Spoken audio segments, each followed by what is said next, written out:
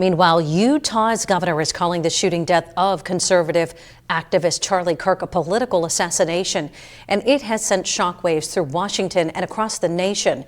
Utah Valley University students who were there yesterday say it was something no one should ever have to experience. Our Washington, D.C. correspondent Brendan Scanlon has a first-hand account from one student and new reaction from Capitol Hill this evening. Counting or not counting gang violence? I'm just like, well, how did I just witness this, you know?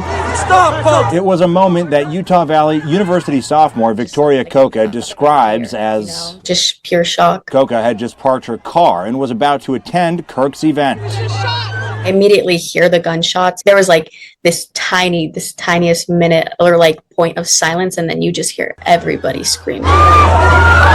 Like blood curdling. She quickly got back in her car and left the parking lot. Not long after, had an active shooter at the Charlie Kirk event. You just see all of these ambulances and cop cars and the sheriff and everybody in all of these undercover vehicles coming to the scene. Kirk, a close Trump ally and founder of the conservative youth organization Turning Point USA, was invited to speak at the organization's Utah Valley University chapter. But the lack of security for such a prominent political figure stood out to Coca. That's something that really shocked me.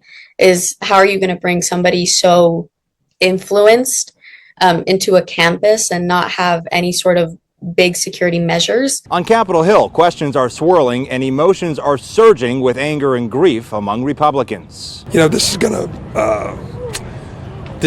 to change things. We weakened the country today with the loss of Charlie. I felt sick. I felt stunned at first, absolutely agonizing that would happen.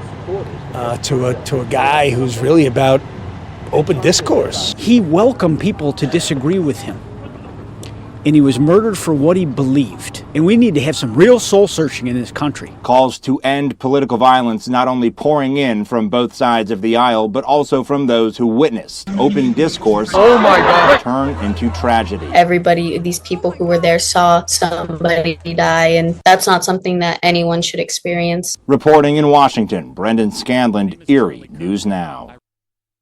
And during a news conference on Capitol Hill today, Democratic leaders condemned the tragic shooting. Senate Minority Leader Chuck Schumer said, quote, "This is a time that all Americans should come together and feel and mourn what happened."